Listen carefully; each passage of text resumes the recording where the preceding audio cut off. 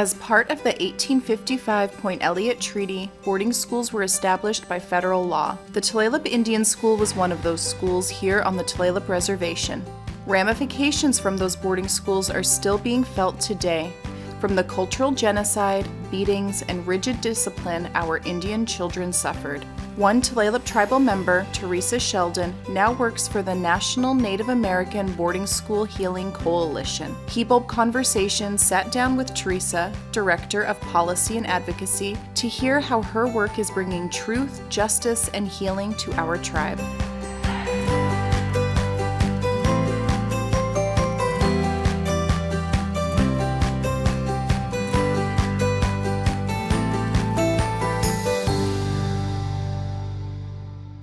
Welcome to Hibulb Conversations. I'm Michelle Hernandez, and today we're here with Theresa Sheldon. Welcome, Theresa. Thank you, Michelle. Thank you so much for being here. It's lovely to see you. Tell us a little bit about your family. So I am one of 5 girls, and let me see. I always start from my great-grandmother, Theresa. Okay. So Theresa Young, and she was married to Robert Sheldon. And Theresa's parents, that would be my great-grandparents, Lucy McLean was married to George Young, and then George passed away, and so Alex Young raised them. And then Robert's mother was Johanna, and then you had his father, Robert Sheldon. And between them, I believe they had 12-ish siblings. Wow. On that side. And then Theresa and Robert had my grandfather, Mel Sheldon, so they had 3 children. And my great-aunt Rose and my great-aunt Gwen. And then Mel had he had 4 children, 3 here in Tulalip, who are my Uncle Mel, my Uncle Mike, and then my mother, our late mom, Tony. And then she had the 5 of us girls. And so we always go by hashtag Sheldon Girls, Canoe Sisters. Mm-hmm. And then she is, our mother has 16 grandchildren. Wow. So, yeah, that's the short version. The short version of a long family and then, history. Well, I guess my mother's mother, Nola Heminger, so she is from Sisseton, okay. Wapaton, Oyate. And then her mother, Nola, I love to say she came through Canada illegally from Norway and married my great-grandfather, Tom Heminger from Sisseton. So how did your mom get here? She was born here. So okay. It was actually my great-grandfather, Tom, and Cora, who came here with my grandmother, Nola, and my great-aunt, Marlene. Okay. And so they came to Tulalip and then ended up meeting my grandfather, Mel. Oh, that's amazing. Yeah. Thankfully, from boarding school. Oh. So BIA agent, okay. So the gift that keeps giving. Right, that moved people around so much. Absolutely. Yeah. Wow. Yeah. Where did you grow up? Here in Tulalip. Okay, and where'd you go to school? In Tulalip Elementary School. All right. And then went to the Marysville Middle School, up to the junior high. Yep. And then Marysville Pilchuck. And then I ended up leaving and graduating from the alternative school in Marysville, actually. Yeah. Then I went to Everett Community College, got my AA degree there, and transferred to Western Washington University and got my bachelor's degree in law and diversity, which was a pre-law degree. And in that program, I was able to do a volunteer summer thing with the Tulalip court, and I realized I don't want to be an attorney. Right, bad idea. Yeah. So I was like, what do I do now? Yeah. So then what did you do? Well, I ended up graduating with my bachelor's degree while I was still working at the Tulalip Casino in table games. And I was like, what do you do? And I ended up applying to governmental affairs as a policy analyst. That's when I met you. Yes. Yeah. And then so I started working with Tracy Stevens and John McCoy in Quilceda Village and Steve Gobin, and that was the beginning of my love of policy. Right. And I was like, oh, this is what I am. This is what I'm doing. Yeah. And so. Yeah, and the love of travel too. I mean, absolutely, so much involved in that job. Yeah, and that's when I realized policy work is really just figuring out who said it best, right, and copying and pasting it. So like everything you learn in college was out the door. Oh, bummer. Like, yeah. But I hope it was fun. Yes. Yep. So how long were you at the casino? 7 years. Okay. Yeah. And then you moved to Quilceda Village as a policy analyst. And how long were you there? I was in policy and governmental affairs for almost over 7 years as well. And then what did you do? And then I ran for the board of directors. I figured as a policy person, you're already doing half the work. So I was like, why not take on a little more? Yeah. And ran for tribal council and served 2 terms on the Tulalip board of directors.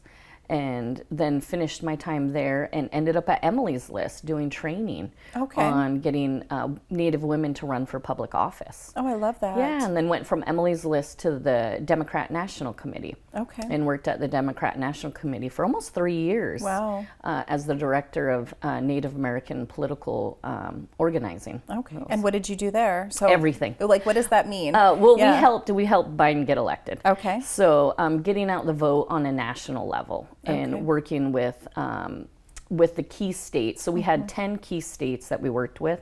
So unfortunately, I got to do very little work in Washington State. Right. But we really focused on the battleground states. Okay. So Arizona, Nevada, Wisconsin, Michigan, type things. So it was. And get out the Native vote you've been with for a long time, right? Yeah, I started doing that, I think, in 2007. Yeah. Shortly after coming to governmental affairs. Right. Yeah, I think we worked on a couple campaigns together. Yeah, especially with Obama and being able to do all of that good work. Like actually going door to door. Yeah. And I was so proud because Tulalip stepped up so much in being able to do that work. I can't remember if it was that election that we had limos pick elders up. Do you remember that? Yeah. And bring them to vote? That was fun. They loved it. They loved it. It was great because it was limos to the polls. Yes. So fun. Yeah.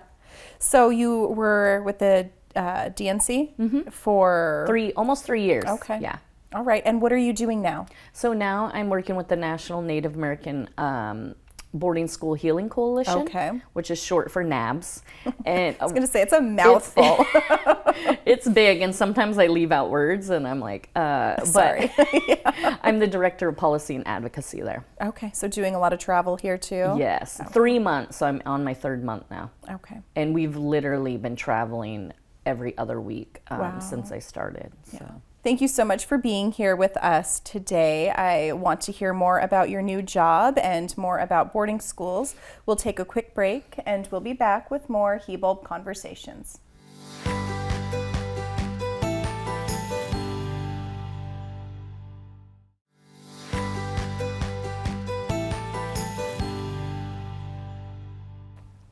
Welcome back to Hibulb Conversations. Today we're here with Theresa Sheldon. Welcome back, Theresa. Thank you, Michelle.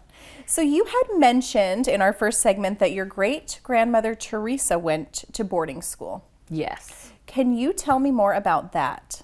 So what I do know is the short history of the Tulalip boarding school that lasted over 50 years. And really started in 1868-ish time frame, went on, and started out in Priest Point, and then that school burnt down, I think, in 1901. Right. And then ended up transferring over to Mission on the other side and became the Mission Boys and Girls School. And Girls School, yes. Yeah. And so there was a lot of different aspects of it, right? So it first started out as a boys' school, then they introduced a girls' school, then it became the larger school over the course of time.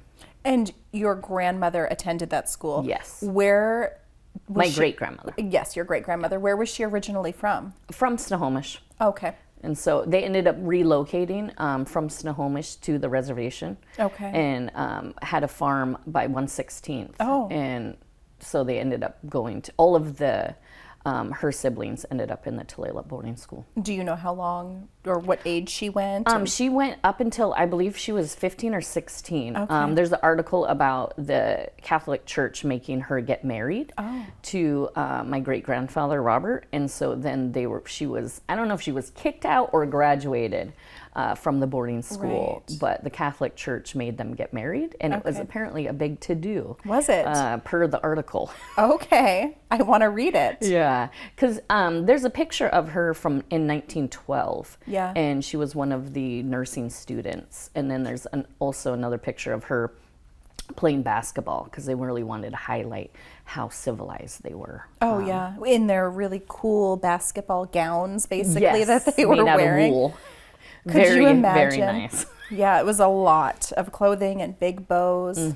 Yeah, super functional for basketball, I'm sure. Absolutely. Yes. So, in the work that you're doing as the Director of Policy and Advocacy for NABS, are you doing any research and work for or around the Tulalip boarding school? Not a lot around the Tulalip boarding school. So the knowledge I have is just from growing up here, from understanding from our family, and then books like Harriet Shelton Dover's book that really talks about the true Tulalip feeling. from my heart. And so other than that, we've really been taking a national look. Okay. And focusing on the national, the boarding schools and the history of it. I think it's important to acknowledge like the history of Tulalip's boarding school. Okay. In the aspect that a lot of people are like elders that we grew up with, were like, hey, our boarding school wasn't that bad. Our boarding school, you know, I was fed, I learned trades, I learned skills. That's like, it's even on our webpage that this is a good thing. And I think it's really important to acknowledge why were our families broken. So why did you need to go to boarding school to get food? Sure. Why did you need to go to boarding school to be taken care of in the sense of learning things? And that responsibility falls on the federal government and how they completely decimated the family structure as a principle of federal policy and law. And so that history really started in 1801 with the federal government and the transition from Indian wars to boarding schools. And the federal government said, we can't afford to keep going to war. Well, one, we're losing. And two, it's too expensive. So what can we do? And so then when they went to a treaty making time, education was a huge proponent. And so in the treaty, they're like, we're going to give you education. Right? Beautiful, wonderful, because we need to know what you're making us sign. Because you're making us sign documents that we can't read. We can't read. So it's like, yes, let's get education. Now, the form of boarding schools, it's really important to acknowledge that the whole intent of boarding schools from the federal government was to get land. And that's evident in the Department of Interior's federal report that just came out on May 11th, Volume 1, highlighting number one reason for boarding school was to get land. And so if you remove Native people from their land, you can access then it. It is surplus. And now we can claim it as a federal government. Number two, you take away traditional foods, fishing, hunting, gathering. And when you take away traditional foods of fishing, hunting, gathering, you're leaving the best streams, the best rivers, the best forest, and you're no longer there as Native people. Surplus land. We get land again. Number three was death. And death was that over half of children who attended boarding schools died. And they were okay with it. Like, that wasn't an issue. That was like, sweet, we have another great way to dispose of Native people. Fourth was actually our spirituality, our culture, our language, and our teachings. And so that's always what we as Native people go to first, is our language and teachings. But that was actually like down the list. Of the federal reasons why they did this. And so then you take all of those together, and when you in one instance can completely ruin a family nucleus by taking away the role of mothers, fathers, grandpas, aunties, uncles, then you're able to completely ruin a nation overnight. By taking their children. So then you go 10 months, you have no children, you get your children back for 2 months. Some families were okay. Well, and some didn't get their children back at all. Some never seen their children again and still don't know where they are.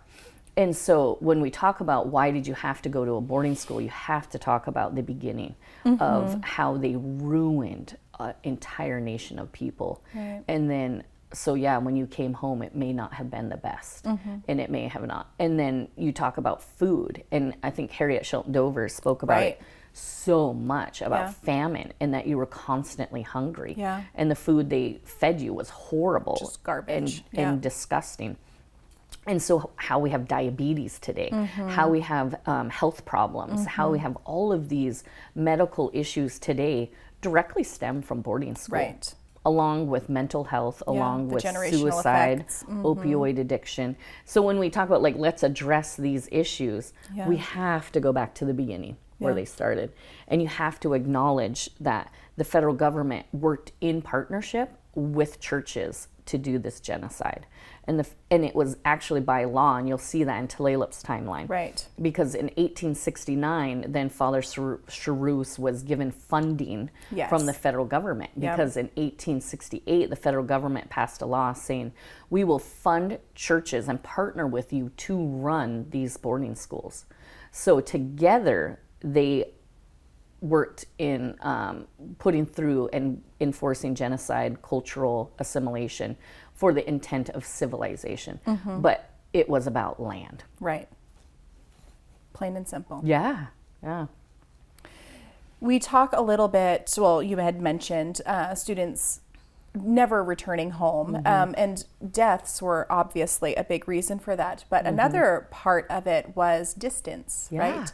Yeah. We have a tribal member whose father from Alaska, we did an interview with him and found out that his, how do you get here from Alaska? Well, he was sent, he and his sister, from boarding school from Alaska to Oregon. Yeah.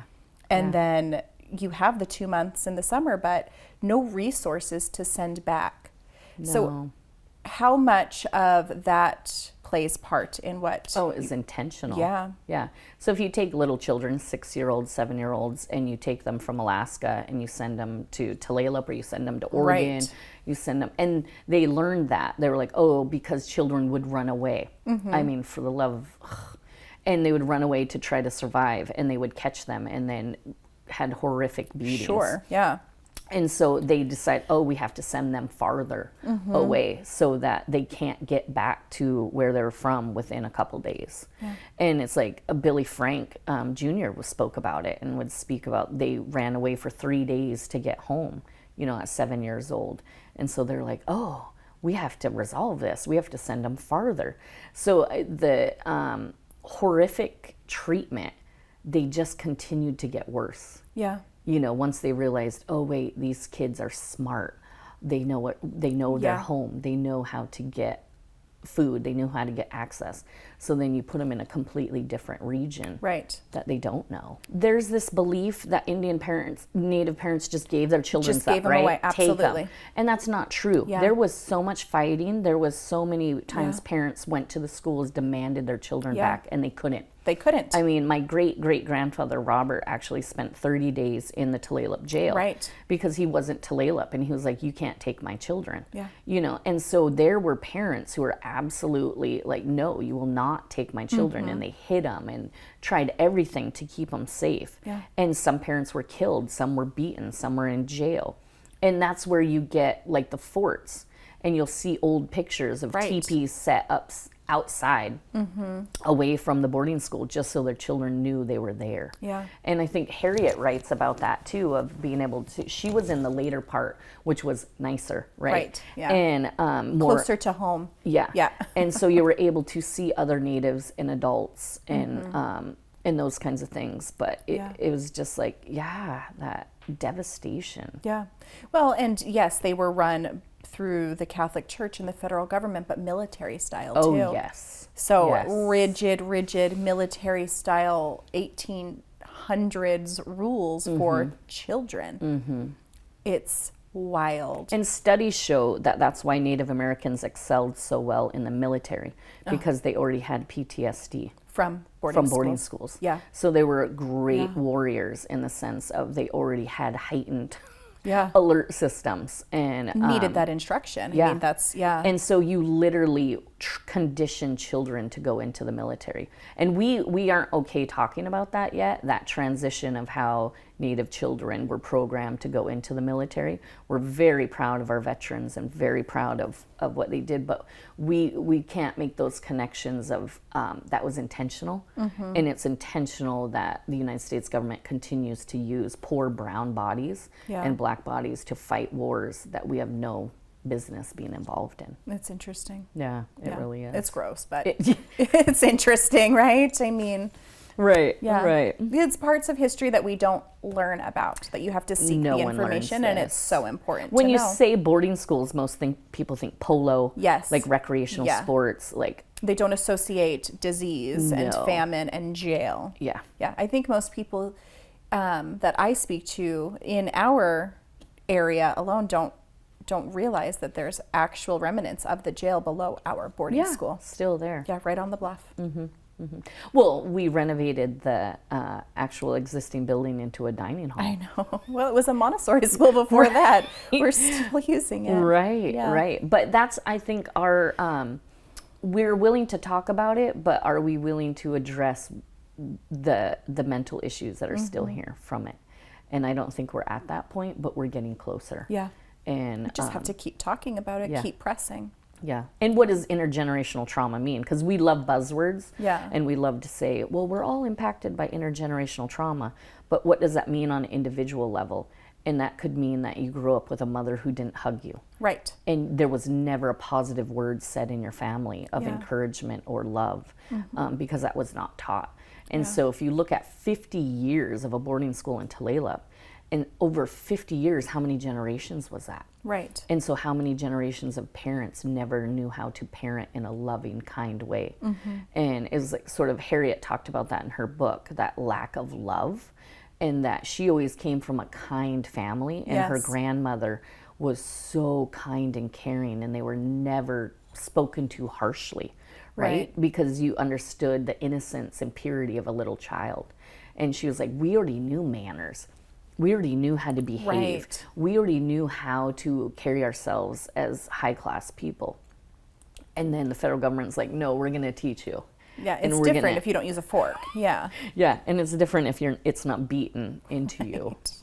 And you're just like, so the flawed system, and some of that, we embrace it. Some of that we embrace now. We talk about elders, how stern they were. The elders used to be very stern, and I was like, that was abuse. That wasn't teachings. That wasn't cultural. Right. It was abuse, but we don't say that. We just say they were very matter of fact, and Because you accept it after the fact. Yes. Yeah. You don't Yeah. know any better Wait, almost. if yeah. every native you knew came from the boarding school and everyone Right. behaved this There's a way, pattern. it's not wrong. Yeah. So then you don't realize the perpetrator behavior, because at the NABS, what we learned is from consistent stories of survivors is that corporal punishment was like, you as a fellow student would punish your classmate Gross. for acting out. Yeah. So that domestic violence Yeah. continues, and that sexual abuse continues from the boarding school. And those were taught behaviors. And it was taught that this is how you handle these conditions. And so then the nuns and priests got to stand back, and their hands weren't in it, Right. because they trained the children to be To the do it. abusers. Gross. And then you leave the boarding school and you go have your family, and you're the abuser in your family. Right. And it's like, those are the silent secrets that keep killing us. Yeah. Because we think it's just us. And it's like, Right. no, it's everybody. Yeah. And it's easier to say who hasn't been abused than who has. Sure. And it's like, that is the part of intergenerational trauma. Well, just keeping secrets. Yeah. Yeah. Yeah. So what is bringing all of this out now? Really, what brought it out was Canada. Yeah. So Kamloops, a year ago. Canada is about 10 years ahead of us with their Truth and Reconciliation Act. Maybe close to 20. Right. Yeah. And they have been able to hold churches accountable. They've been able to take them to court and file against the government. There's all of, they have 97 recommendations of what the federal government needs to do in Canada for making Native people whole again. Yeah. So last year, when Kamloops discovered the 205 children bodies that were buried, it reaffirmed to us what we've always known. Absolutely. It's real. Yep. We've always known children are buried in unmarked graves. We've always known this history, but it's like speaking to the wind, and no one is there to listen or care. And it was that reaffirmation of like, this is where we come from. Yeah, you can't deny it once there's a body. No. And so it really sparked everybody of like, we have to act. Yeah. And our boarding school survivors are up in age. Yeah. they don't have a lot of years for justice. No. And so being able to get their stories, being able to have them share, and they deserve justice. Yes. I love this conversation. I want to hear more about what you're doing in your new role with NABS. Let's take a quick break, and we'll be back with more Hibulb Conversations.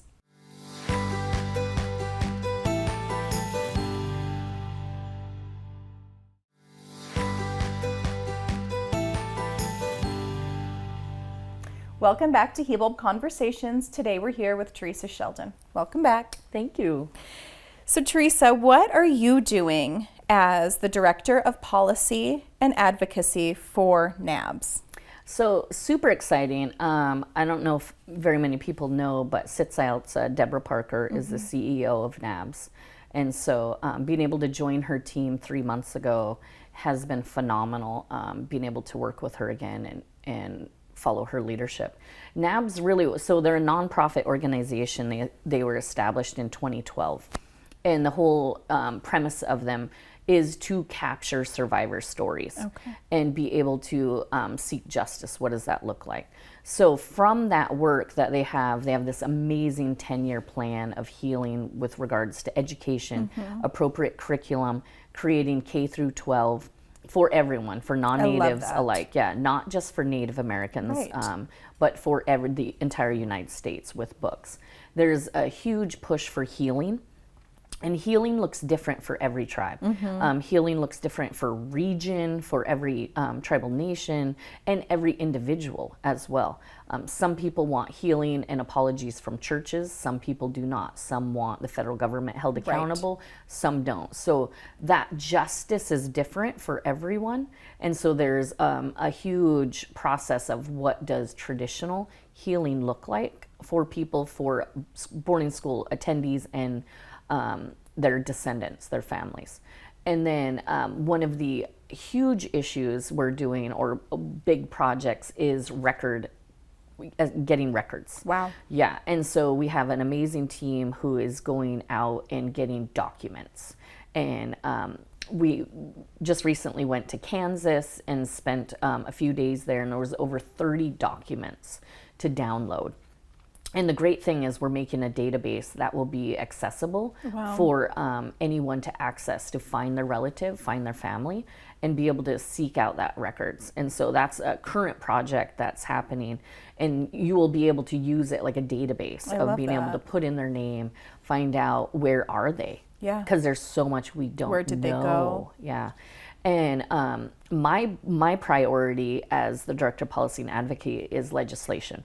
And so we have a bill in Congress. It's H.R. 544, the Truth and Healing Commission on Indian Boarding Schools. And we have a companion bill in the Senate, S2907.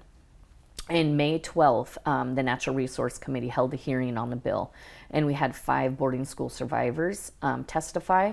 We had our CEO, Deborah Parker, testify, and we had Chief Barnes from Oklahoma, a Shawnee tribe, testify as well. And so that hearing was huge because they were able to express what happened to them on federal record. That will forever be in the record. Yeah. And then the Senate Committee on Indian Affairs just held a policy legislative hearing on June 22nd. And our president of NABS, Sandy White Hawk, she was able to testify and speak to the bill as well. And so the bill is one of the most important catalysts that we are organizing right now. And what the bill will do is create the Truth and Healing Commission. And that Truth and Healing Commission will have 3 to 5 years to go out and respectfully and culturally appropriately get boarding school survivors' testimonies and be able to do that in not a triggering way. Sure. Because there's so many people who are like, oh, tell us your story, and you can't just leave a person after in that state. Yeah. After they've relived such trauma. Absolutely. And so being able to get there's so many Native American scholars who have done huge work on specific boarding schools, being able to capture their work, being able to capture the records that they have and tap into their knowledge. Yeah. Then it's really looking into church and local state government records And so the big push right now with the churches, we've had over 30 churches send in letters of support to the House, to Congress, saying that we support this bill and we want to be a part of this healing, and we want to acknowledge our role in it as well. And so that's really important to be able to do that. And then we also, like, you have the legislation, and then you have the Pope is going to Canada. July 24th will be in Canada. Okay. We just passed a resolution at NCAI requesting the Pope rescind the doctrine of discovery. And so NABS will present the resolution to the Pope next month in hopes that he will rescind the doctrine of discovery. In Canada? Yeah. Is NABS international? Yes. I love that. Absolutely. I was wondering earlier. Yeah. And so we've had weekly calls with Canada and those that were on the Truth and Reconciliation Commission and Act, and picking up their best practices and acknowledging they've done so much work ahead of us. So one of the really important parts of the bill is subpoena powers. So in Canada, all through the process, churches were like, absolutely, we'll work with you, because they have the same history in the sense of churches ran the boarding schools, the residential schools up there for First Nations. And they acknowledged, the churches were like, yes, yes, yes, we'll give you the documents. Once it passed, they have not given a single document at all. So we said, okay, we have to have subpoena power if the churches and local governments as well, because there was also local state governments that ran them too, are unwilling to give us records, that we can subpoena the church for a limited scope, for a limited time, for records pertinent to boarding school. So we're not looking to get into any of their business. We are looking for a limited scope of subpoena power for boarding school records. So anytime that they were operating the school. And which is significant to be able to do that, because then the commission will gather all of this information, and they will also gather where are the children. So where are the mass graves, where are the unmarked graves, where are the current graves, right? Because every single boarding school had a grave. And that's not consistent with boarding schools. Right. You don't have graves at boarding schools. Yeah, a cemetery, Now, there's been conversation on how do you address the incinerators? Right. Because every single school had one, and every school has histories of burning children and burning babies. Especially in Canada. Exactly. And so that part will be a lot harder, but there's experts who are like, how can we do that? How can we look for them as well and acknowledge that history? And so that's all a part of the commission's work that will do that. And then they will then produce a public report saying this is all the genocidal acts that were taking place, and how will the federal government make whole and provide justice for this. And it's important because this is the first time we're able to use genocide. And we're able to say this was done. And NCAI just passed a resolution requesting the administration acknowledge the genocide and apologize for it for Native children and families created from the federal Indian boarding schools. And so you have the opportunity as an administration to say, okay, the Department of Treasury, you need to do this to make Native people whole. Department of Defense, you're responsible for this. The Department of Education, every tribal language program should be funded at 100%. Right. However that looks. It's estimated $27 billion was spent on eradicating tribal languages. So $10 million isn't going to be sufficient. Absolutely. No, not for over 578 tribal nations, And so those are the things it's going to address. Thankfully, we have the most amazing secretary in Department of Interior, Deb Holland, and her team, assistant secretary, who put the federal boarding school report together. They were all Native who put this report together. And the report acknowledges over 598 federal Indian boarding schools existed, with over half of them being run by church organizations. And of those boarding schools, they don't acknowledge over the 1,000 day schools, orphanages, and asylums. And so we don't talk about the orphanages who have stolen tribal babies and were never seen again. So every tribe has stories of people coming back saying, I was taken I don't know who my family is. I don't know. Yeah. I know this is my tribe, right?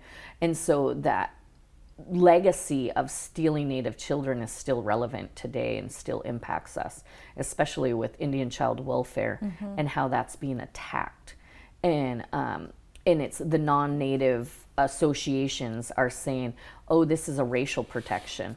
And we have to constantly educate and be like, no, we're not race-based. We're actually a political class of people with inherent and reserved rights established in our treaty and reaffirmed in constitutional law and federal policies. You know, so we are a political class of people.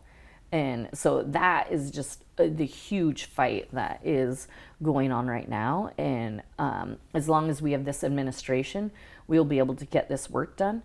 But we need the bill to pass now, because if we wait in another administration or another time, we will not have this momentum.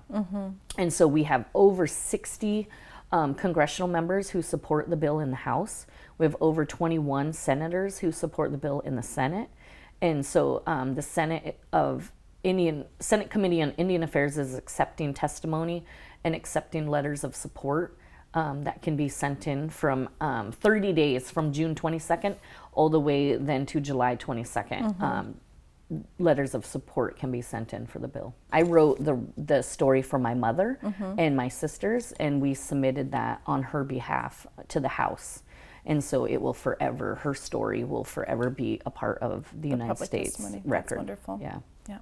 I love that your grandmother's story is going to be a part of the governmental public record. And I think that that is such a beautiful way to honor her. I love your skirt, and I know that you have honored your grandmother on there as well. Would you stand up and tell us a little bit about it? You made this, right? Yeah. So during the pandemic, we started crafting, right? Because it was like, you have to have balance. And so this skirt actually took me the longest just because it was emotional. Yeah. And so I started with my great-grandmother, Theresa, who I'm named after, who went to Tulalip boarding school. And then my grandma, Nola. And my grandma, Nola, was a very brilliant woman who was scary and never hugged, never said I love you, and never had encouraging words. Was a product of that boarding school. Yes, and I didn't know that. I didn't know that till I started learning about boarding schools, that then she made sense. So it wasn't me. I didn't do it. It was she was broken already. And then my mother, Tony, who has tried so hard to beat her own demons. And she's a product of abuse and a product of boarding schools. And she's a survivor in all sense. And she would say, this is as far as I can go, you have to do the next. And so then myself, who's in blue, which represents, I really feel like that 7th generation who is like the full circle. Yeah. In the full circle. So when you understand why your family's broken, and that it wasn't you and it's not your fault, then where you can go from here. Yeah. And unfortunately, I didn't learn most of the reasons why until I was at Western Washington University, and I took my first Native American and resistant activism class. It's like eye-opening. Yeah, because every federal law I learned was, I knew how that impacted my great-grandparents and my grandparents and my mother. And I was like, oh my goodness, my grandfather was a part of the relocation. He was sent out to go down. Oh my goodness. And I could pinpoint it. And I think there's the elder boarding school survivor, Matthew Warbonnet, who says it so well. He goes, the grandchildren need to know what happened to their grandparents. And they need to know it wasn't their fault. Right. Because you grow up thinking, why can't I please them? Yeah. Why aren't I enough? Why can't they love me? Yeah. And how many people emotionally is impacted and devastated. And so when you learn that that's the trauma they carry and it's not your fault, it's just powerful to know that. Thank you so much for being here today. Thank you for sharing the work that you're doing for all of us in Indian country, and thank you for sharing your family story. Yeah, thank you for allowing me to share. Yeah, I appreciate you, Theresa. Likewise. And thank you for watching Hibulb Conversations. I'm Michelle Hernandez. Until next time.